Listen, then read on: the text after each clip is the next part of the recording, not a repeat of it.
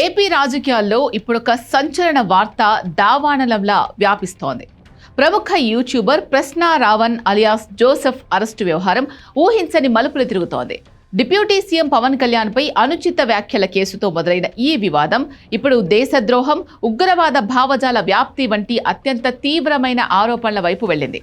ఒకదాని తర్వాత ఒకటిగా 4 కేసుల్లో బెయిల్ తెచ్చుకున్న రావణ్ను 5వసారి గన్నవరం పోలీసులు అదుపులోకి తీసుకుని ఏకంగా అంటే చట్ట వ్యతిరేక కార్యకలాపాల నిరోధక చట్టం కింద కేసు నమోదు చేయడం ఇప్పుడు తీవ్ర సంచలనంగా మారింది. అయితే తాజా సమాచారం ప్రకారం ఈ కేసులో సాంకేతిక ఆధారాలు చాలా బలంగా ఉన్నాయని, రావణ్ ఇప్పట్లో జైలు నుంచి బయటకు రావడం అసాధ్యం అనే విశ్లేషణలు వినిపిస్తున్నాయి.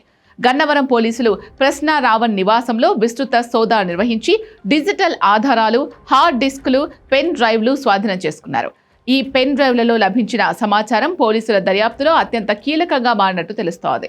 నిరోధిత మావోయిస్టు పార్టీ సిద్ధాంతాలు ప్రోత్సహించడం, గిరిజన యువతను దేశ సార్వభౌమత్వానికి వ్యతిరేకంగా రెచ్చగొట్టడం, నిషేధిత సిపిఐ మావోయిస్ట్ అగ్రనేతలు కేశవరావు, హిడ్మా వంటి వారిని కీర్తిస్తూ వీడియోలు రూపొందించడం వంటి తీవ్రమైన ఆధారాలు పోలీసులు ఈ పెన్ డ్రైవ్ల రూపంలో కోర్టుకు సమర్పించారు.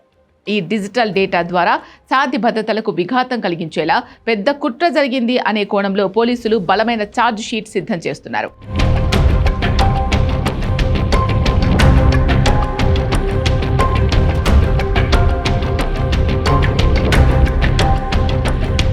ఈ పెన్ డ్రైవ్లలో లభించిన సమాచారం కేవలం ఒక రాష్ట్ర పరిధికి సంబంధించింది కాదని, దీని వెనుక దేశ భద్రతకు ముప్పు వాటిల్లే అంశాలు ఉన్నాయని ఏపీ పోలీసులు భావిస్తున్నారు. ఈ మేరకు లభించిన సాంకేతిక ఆధారాలను, అంతర్గత సమాచారాన్ని ఏపీ నిఘా వర్గాలు జాతీయ దర్యాప్తు సంస్థకు నివేదించినట్లు గట్టిగా ప్రచారం జరుగుతోంది. దేశద్రోహం, సాయుధ తిరుగుబాటును ప్రేరేపించడం వంటి తీవ్రమైన సెక్షన్లు ఉండడంతో ఈ కేసును ఎన్ఐఏ అధికారికంగా తన చేతుల్లోకి తీసుకునే అవకాశం స్పష్టంగా కనిపిస్తోంది. ఎన్ఐఏ కనుక రంగంలోకి దిగి రావణ్ను అదుపులోకి తీసుకుంటే విచారణ నిమిత్తం అతన్ని ఢిల్లీలోని హై సెక్యూరిటీ తీహార్ జైలుకు తరలించే అవకాశాలు ఉన్నాయని న్యాయ మరియు రాజకీయ వర్గాల్లో గట్టి చర్చ నడుస్తోంది. ఇక టెక్నికల్ పాయింట్స్ విషయానికి వస్తే ప్రశ్న రావణ్ ఇప్పట్లో బయటకు రాకపోవడానికి ప్రధాన కారణం ఉపా చట్టంలోని కఠిన నిబంధనలే. సాధారణ క్రిమినల్ చట్టాల ప్రకారం నేరం రుజువయ్యేంత వరకు నిందితుడిని నిర్దోషిగానే భావిస్తారు. బెయిల్ రావడం కూడా సులభమే. కానీ ఉపా చట్టంలోని సెక్షన్ 43D(5) ప్రకారం పరిస్థితి పూర్తిగా భిన్నంగా ఉంటుంది. నిందితుడిపై మోపిన ఆరోపణలు ప్రాథమికంగా నిజమే అని కోర్టు నమ్మితే బెయిల్ ఇవ్వడానికి న్యాయస్థానాలు నిరాకరిస్తాయి. ఇక్కడ నిందితుడే తాను నిర్దోషినని కోర్టులో నిరూపించుకోవాల్సి ఉంటుంది. ప్రశ్న రావణ్ కేసులో డిజిటల్ ఆధారాలు అంటే పెన్ డ్రైవ్ డేటా ఉండడంతో కోర్టులు ప్రాథమికంగా ఆరోపణలను పరిగణలోకి తీసుకునే అవకాశం ఉంది. దాంతో బెయిల్ దాదాపు అసాధ్యంగా మారుతుంది.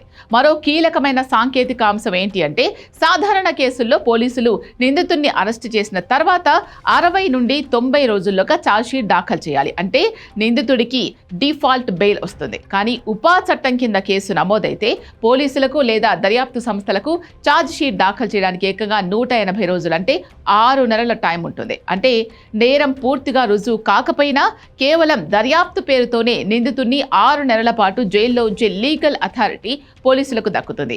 ఈ 6 నెలల కాలంలో ఎన్ఐఏ గనుక కేసును టేక్ ఓవర్ చేస్తే మరిన్ని సెక్షన్లు జతకూడి ఈ రిమాండ్ వ్యవహారం సంవత్సరాల తరబడి సాగే ప్రమాదం ఉంది. యూట్యూబ్ లో కేవలం డిప్యూటీ సీఎం ను విమర్శించాడు అనే కోణంలో ప్రారంభమైన ఈ వివాదం చివరకు నిషేధిత సంస్థలతో సంబంధాలు, సార్వభౌమత్వానికి భంగం కలిగించే డిజిటల్ ఆధారాలు బయటపడడంతో దేశ రక్షణ చట్టాల పరిధిలోకి వెళ్లిపోయింది.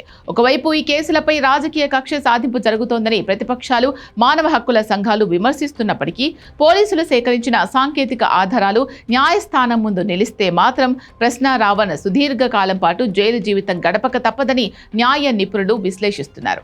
ఎన్ఐఏ ఎంట్రీ, తిహార్ తరలింపు వార్తలతో ఈ కేసు మరింత ఉత్కంఠగా మారింది.